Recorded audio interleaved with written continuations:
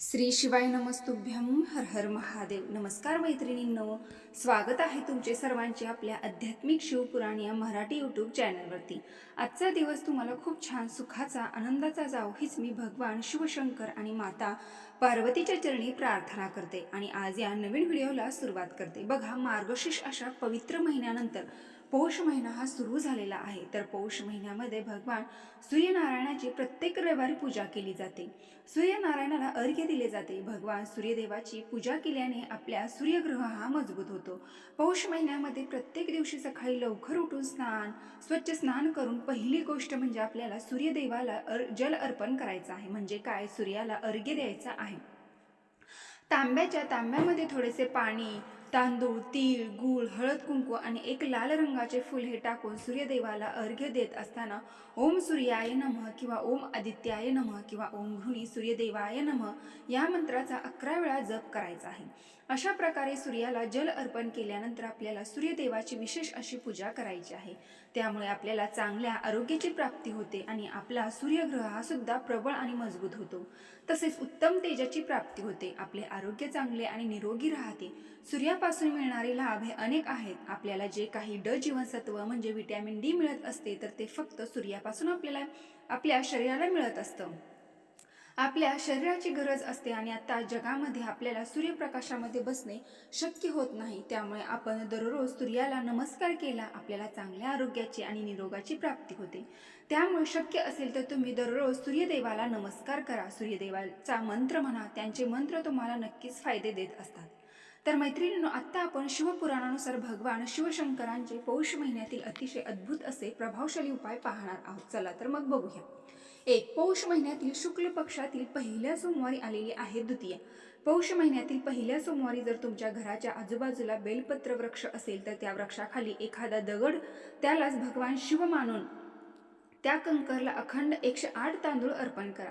श्री शिवाय नमस्तुभ्यम या मंत्राचा 108 वेळा जप करून एक शुद्ध लोटा जल अर्पण केल्याने तुमच्या जीवनातील जी काही इच्छा भगवान शिवाला सांगितल्याने ती इच्छा मनोकामना नक्की पूर्ण होते. माता लक्ष्मी सदैव तुमच्या घरामध्ये या दिवशी हा उपाय केल्याने निवास करते. 2. ज्या घरातून देवादिदेव महादेवांना जल अर्पण केले जाते, ज्या घरातून एक लोटा जल घेऊन भगवान शिवशंकरांच्या मंदिरात जातो, त्यावेळेपासून 3 दोष त्या व्यक्तीच्या घरातून समाप्त होतात.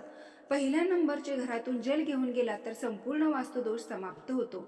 दुसऱ्या नंबरला घरातील स्वयंपाकघरातून जिथे मटका असतो, हंडा असतो, टाकी असते, जे शुद्ध जल घेऊन गेलेला आहात त्यामुळे संपूर्ण पितृदोष हा शांत होतो.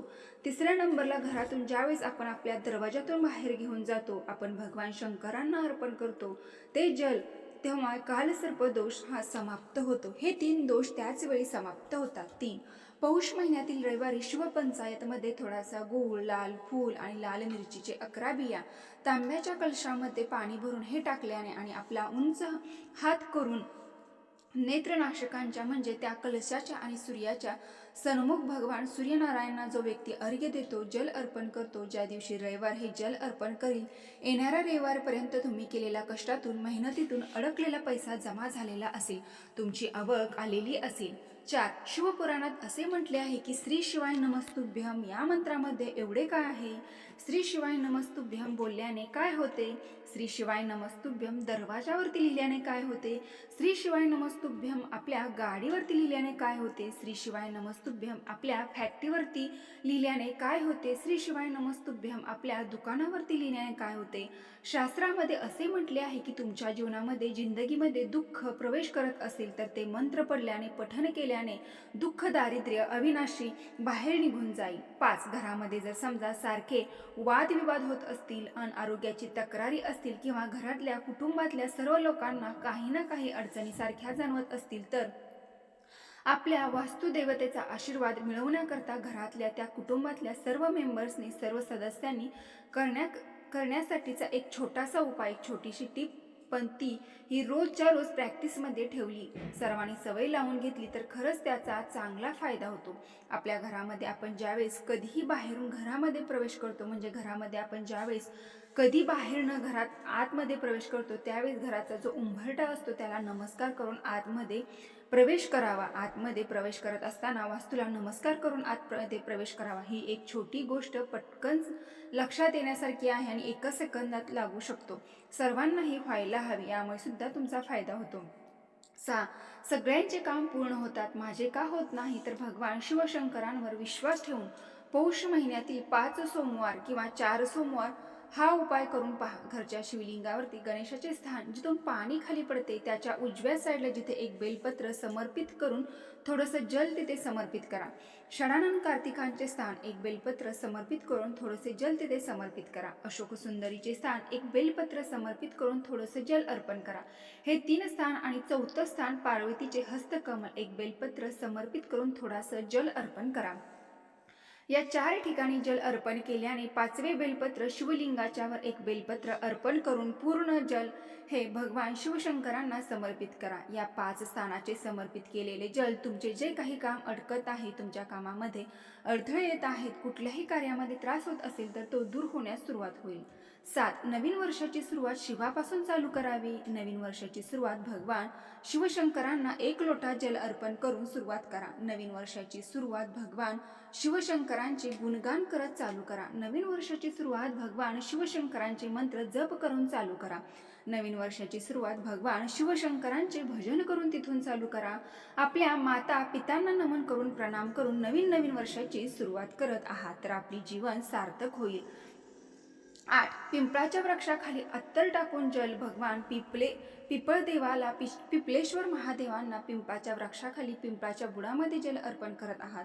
तुमच्या शरीरामध्ये खूप कष्ट आहे, शरीरामध्ये काहीतरी त्रास होतोय, 4-5 दिवस झाले हात दुखतोय, डोके दुखत आहे, नसा दुखत आहे, 4 दिवसापासून ही नस दबलेली आहे, कंबर दुखत आहे, तर तुम्ही 2-4 करून पहा. कलश तांब्याच्या कलशामध्ये जलामध्ये कुठल्याही प्रकारचे अत्तर आणि हे जल पिंपळाच्या वृक्षाखाली बुडामध्ये अर्पण करा. पिपळेश्वर महादेवाचे स्मरण करून त्या जलामध्ये थोडासा भाग घरी घेऊन या. ज्या स्थानावरती तुम्हाला त्रास होत आहे, हात दुखत असेल, कंबर दुखत असेल, नस दबलेली असेल, त्याला लावायला प्रारंभ करा. बघा 2-4 दिवसात तुमचा त्रास हळूहळू कमी झालेला जाणवेल. 9. तुम्हाला असे वाटते की तुमच्यात 7 पिढ्यांमध्ये कोणी एवढं कमावलं नसेल तेवढं तुम्ही कमावणार आहात. एवढी संपत्ती कोणी कमावली नसेल तेवढी तुम्हाला कमवायची आहे. इच्छा खूप आहे, कसं करणार माहीत नाही, पण इच्छा खूप आहे. त्यासाठी एक मॅजिकल ग्रह आहे चंद्र, जो तुम्हाला खूप मदत करू शकतो. थोडीशी अस्थिरता देतो परंतु यश हे नक्की प्राप्त होते. जो चंद्र पाण्याला रिप्रेझेंट करतो, म्हणजे पाणी जे शरीरातील 70% म्हटले जाते, त्यामुळे तुमच्या मनस्थितीची जी पॉवर आहे त्याचा वापर करा. मनाने एकदम खंबीर बना, ठरवा की तुम्हाला हे मिळवायचंच आहे आणि ते मिळणारच. एक कार्ड बनवा, त्यामध्ये तुम्हाला काय बनवायचं आहे, काय मिळवायचं आहे हे लिहा. ते रोज वाचत जा. किमान 10 वेळा तरी रोज सकाळी अंघोळीच्या पाण्यामध्ये 1 चमचा दूध टाका, त्या पाण्याने अंघोळ करा. दर सोमवारी 2 मूठ तांदूळ दान करायला सुरुवात करा कुठल्या तरी गरजवंताला, जेणेकरून तुमची प्रगती तुमच्या मनासारखी होईल, तुमच्या मनातली इच्छा पूर्ण व्हायला मदत मिळेल. 10. ज्यावेळेस तुम्ही सुखी असाल, समाधानी असाल, प्रसन्न असाल त्यावेळेस पहिलं भगवान शिवशंकरांना जल अर्पण करा, त्यानंतर बेलपत्र अर्पण करा. परंतु घरामध्ये तकलीफ आहे, दुःख आहे, क्लेशजनक वातावरण आहे, आरोग्यविषयक तक्रारी असतील तर किंवा एखादी खूप मोठी घटना घडलेली असेल त्यावेळेस भगवान शिवशंकरांना पहिल्यांदा जल नाही तर पहिल्यांदा बेलपत्र अर्पण करा आणि त्यानंतर जल अर्पण करा. ज्यावेळेस बेलपत्र अर्पण कराल त्यानंतर जल अर्पण कराल तर तो बेलपत्र आपल्या घरामध्ये जी तकलीफ आहे, त्रास आहे, कोणी हॉस्पिटलमध्ये आहे, दुःखी आहे तर त्या व्यक्तीला झेलत असतो असे विशेष शिवपुराणामध्ये म्हटले आहे. भगवान शिवशंकर त्या व्यक्तीला भटकू देत नाहीत. भगवान शिवशंकर त्या व्यक्तीला ठीक करूनच सोडतात. 11. 7 दुर्वाचा उपाय. ज्या व्यक्तीचं अर्ध डोकं दुखत आहे किंवा पूर्ण डोकं दुखत असेल, डोळ्यामध्ये त्रास होत असेल, सकाळपासून संध्याकाळपर्यंत सतत भीती वाटत असेल, बेचैनी वाटत असेल, सगळ्यात महत्त्वाचं म्हणजे खूप जास्त सारखं चक्कर आल्यासारखे होत असेल, त्या व्यक्तीसाठी यक्षेश्वर महादेवाचे स्मरण करून भगवान शिवशंकरांच्या शिवलिंगावरती जलाधारी आहे तर जलाधारीच्या संपूर्ण 7 ठिकाणी ती दुर्वा अर्पण करा. त्या दुर्वेवरती 7 वेळा जल अर्पण करा. त्यानंतर उरलेले जल भगवान शिवशंकरांना अर्पण करा. यक्षेश्वर महादेवाचे नाव घेऊन एक दुर्वा उचलून घ्यावी. दुर्वा परत आपल्या घरी घेऊन यावी. 7 दिवस रोज सकाळी काहीच न खाता पिता एक दुर्वा यक्षेश्वर महादेवाचे नाव घेऊन चावून खायला सुरुवात करा.